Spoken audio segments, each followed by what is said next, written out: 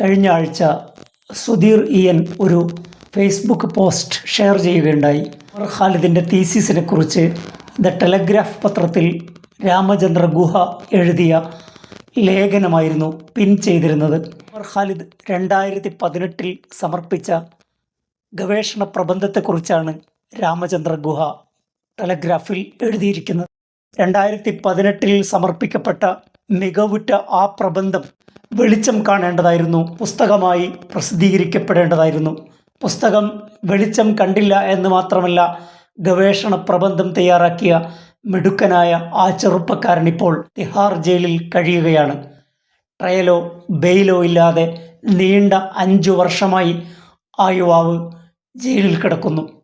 രാമചന്ദ്ര ഗുഹ പറയുന്നത്, എനിക്ക് പ്രബന്ധങ്ങൾ എഴുതാൻ കഴിയുന്നു, പുസ്തകങ്ങൾ ഇറക്കാൻ കഴിയുന്നു, ഉമർ ഖാലിദ് ജയിലിൽ കഴിയുന്നു. ഞങ്ങൾ തമ്മിലുള്ള വ്യത്യാസം വളരെ പ്രധാനമാണ്. എൻ്റെ സർനെയിം രാമചന്ദ്ര എന്നാണ്, ആ ചെറുപ്പക്കാരൻ്റെ സർനെയിം ഉമർ എന്നാണ്. നാമത്തിൻ്റെ പേരിൽ മാത്രം വിവേചനം അനുഭവിക്കുകയാണ് ആ യുവ പണ്ഡിതൻ എന്നാണ് ഉമർ ഖാലിദിനെ കുറിച്ച് ഗുഹ വിവരിക്കുന്നതിൻ്റെ രത്നച്ചുരുക്കം. കണ്ണീരോടെയല്ലാതെ ആ ലേഖനവും കുറിപ്പും വായിച്ചവസാനിപ്പിക്കാൻ കഴിയില്ല. He things too much, such men are dangerous.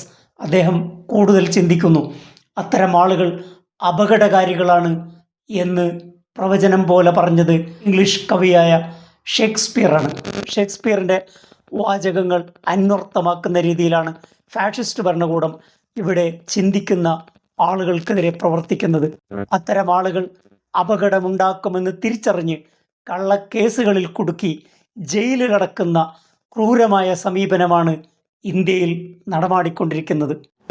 Supreme കോടതിയുടെ മുമ്പിൽ നിരവധി തവണ ജാമ്യാപേക്ഷകൾ വരുമ്പോഴും അതിൽ തീരുമാനമെടുക്കാൻ, നീതിയുക്തമായ തീരുമാനമെടുക്കാൻ, ഭരണഘടന പൗരന് നൽകുന്ന അന്തസ്സ് ഉറപ്പാക്കാൻ, bail is the rule, jail is exception, ജാമ്യമാണ് നിയമം, ജയിൽ അപവാദമാണെന്ന നയം പോലും ഉമർ ഖാലിദിൻ്റെ കാര്യത്തിൽ ജുഡീഷ്യറി മറന്നുപോവുകയാണ്. കാഫ്കയുടെ ദ ട്രയലിൽ വിവരിക്കുന്ന പ്രാഗിലെ കോടതിയെ അനുസ്മരിപ്പിക്കുന്ന രീതിയിലാണ് ജാമ്യാപേക്ഷകൾ നീണ്ടു പോകുന്നത്.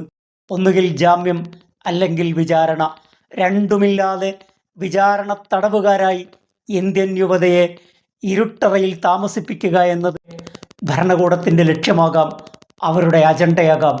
ഭരണഘടനയുടെയും നിയമത്തിൻ്റെയും സാധ്യത ഉപയോഗിച്ച് ഇരുട്ടിൽ കഴിയുന്ന ജനങ്ങൾക്ക് വെളിച്ചം നൽകാൻ എന്തുകൊണ്ട് നമ്മുടെ ജുഡീഷ്യറിക്ക് സാധിക്കുന്നില്ല?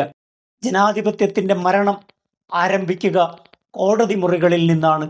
വിചാരണയും ജാമ്യവുമില്ലാതെ അനന്തമായി ജയിലിലടക്കുന്ന ഭരണകൂട ഭീകരതയോട് നിസ്സംഗമായി പ്രതികരിക്കുന്ന കോടതിയുടെ സമീപനം, ജുഡീഷ്യറിയുടെ സമീപനം ഡെമോക്രസിയുടെ ആസന്ന മരണത്തിൻ്റെ ലക്ഷണമായി നമുക്ക് കാണാവുന്നത്. മറ്റൊരു വിഷയവുമായി അടുത്ത എപ്പിസോഡിൽ. Thank you for watching.